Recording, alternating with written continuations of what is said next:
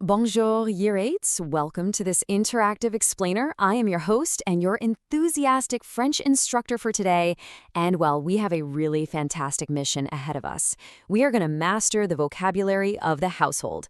Les corvées. Yes, chores. So whether you're an absolute angel who helps out every single day, or maybe you try to sneak out the back door the second the dishes pile up, you really need to know how to talk about this in French.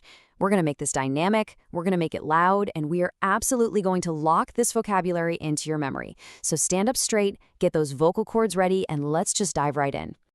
Right, here's our central question for today. Qu'est-ce que tu dois faire à la maison?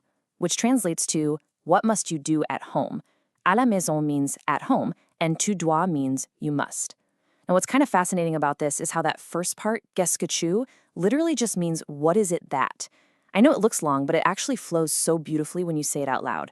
Listen to me say it once, and then I'm going to pause for 3 seconds. I want you to shout this phrase right back at the screen with your absolute best French accent. You ready? Qu'est-ce que tu dois faire à la maison?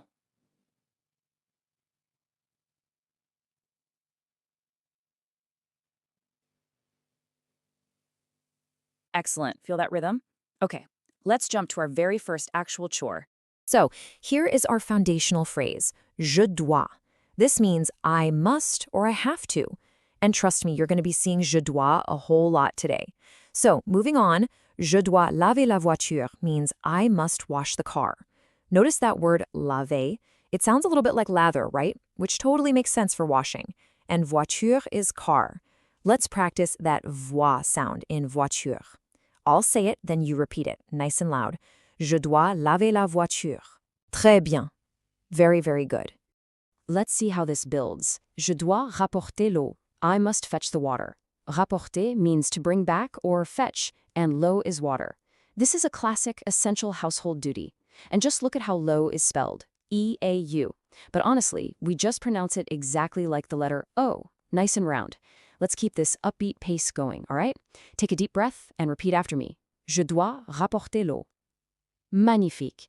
You're sounding more and more French by the minute. Now here is a chore that I am absolutely certain every single one of you knows all too well. Je dois ranger ma chambre. I must tidy my bedroom. Ranger is to tidy or arrange, and chambre is bedroom. Now listen closely to that nasal sound in chambre. You really have to drop your jaw and let the sound resonate. Chambre. I want you to confidently master this one because let's face it, you'll probably need to use it a lot. Repeat after me and really feel it. Je dois ranger ma chambre. Parfait. Great job dropping that jaw. Moving right along to a super important responsibility. Je dois garder le bébé. I must look after the baby. The verb here is garder, which means to keep or to guard, and by extension, to look after. And bébé is pretty easy, but those two acute accents going up and to the right, they make that sharp A sound, bébé. Let's get a really clear, distinct call and response beat on this one. Ready? Je dois garder le bébé. Super! Now, for all the animal lovers out there, je dois nourrir le chien. I must feed the dog. Now, the absolutely crucial point here is the pronunciation. Nourrir means to feed. It has a double R, so you really want to give it a slight roll or a deep vibration right in the back of your throat. Nourrir. And chien has this beautiful nasal ending. Let's practice those tricky French R and nasal sounds together. Give it your very best shot out loud. Je dois nourrir le chien. Bravo! Keep that energy up, we're doing great. Okay, let's transition right into the kitchen. Je dois faire la cuisine. I must do the cooking. Faire means to do or to make, and la cuisine is the cooking or the kitchen. So literally, I must do the cooking. Honestly, it's just a very satisfying phrase to say. I want to hear high energy on this one. Imagine you're a top chef in Paris preparing an absolute masterpiece. Repeat after me. Je dois faire la cuisine. Très bien. Who knew chores could sound so elegant, right? But of course, after you do all that cooking, what comes next? Je dois faire la vaisselle. I must do the washing up, or the dishes. We're using that verb faire again here. The totally unique word is vaisselle. Look at the spelling there, double S, double L. It's pronounced vaisselle. It's a very soft, sweeping sound, kind of like literally wiping a plate clean. I'm going to pause and let the whole classroom practice this phrase together. You ready? Je dois faire la vaisselle. Fantastic! And, well, this next one brilliantly illustrates the absolute dream scenario. Read it and weep with joy.